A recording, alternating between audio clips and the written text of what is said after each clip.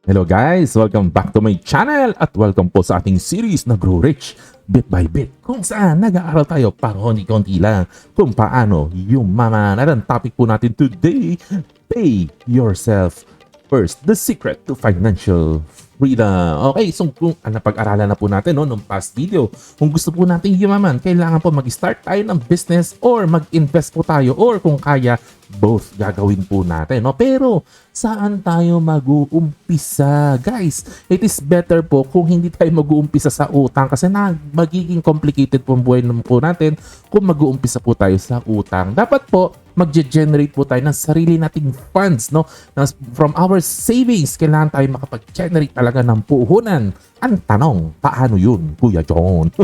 Okay.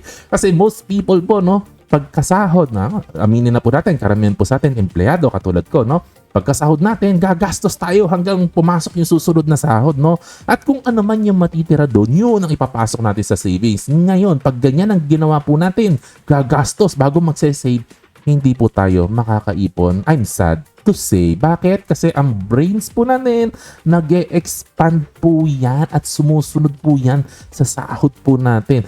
Kahit na magkaroon ka ng salary increase every year, hindi ka makakaipon kasi yung utak mo susunod yung gastos na gusto niyang gawin every year. Sumusunod, nag-e-expand, nag-iisip siya ng ways kung paano ka gagastos. Kaya kahit anong increase ang mangyari po sa'yo, walang matitira po dyan. Kaya dapat po natin gawin ay pay yourself first. At ito po yung pinaka-importanting advice na natanggap ko sa buhay ko. Kaya ito rin po ang tinuturo at sinishare ko po sa inyo. Paano ba yan, Kuya John? Every paycheck, mauuna kang magtatabi ng savings mo. Ihihiwalay mo na yung savings mo bago ka gumastos. Halimbawa, itabi mo na yung 10%. Halimbawa, sumusweldo ka ng 20 mil, itabi mo na yung 2,000 at ilagay mo na sa ibang lalagyan. At savings mo na yun. Yung matitira, na 18,000, matitira sa sahod mo, yun ang ipapasok mo sa budgeting system mo at pagkasya-kasyahin mo para magkasya sa gastusin mo in 1 month, Para po in such activity, nakaka-guarantee po tayo na may savings po tayo kasi inuna mo nang mag-save, hindi mo ihuhuli. Kaya po, pay yourself first. It does not need to be big, Alam ko po, marami sa inyo mahihirapan kung 10% agad, Wala pong problema.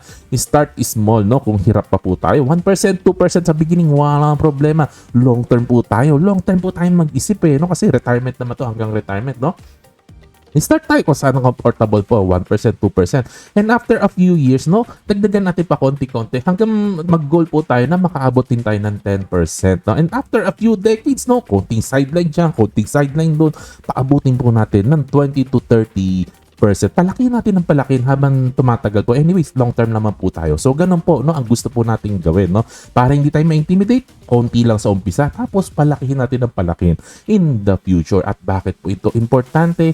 Kasi it guarantee na may masisave po tayo. And internally, makakapag-generate tayo ng cash na magagamit mo natin na pang-start ng business or pang-invest. So, pay yourself first, Mag-start tayo, Beginning cash flow po kasi ito, We can use the cash to accumulate assets na magbibigay sa atin ng more cash.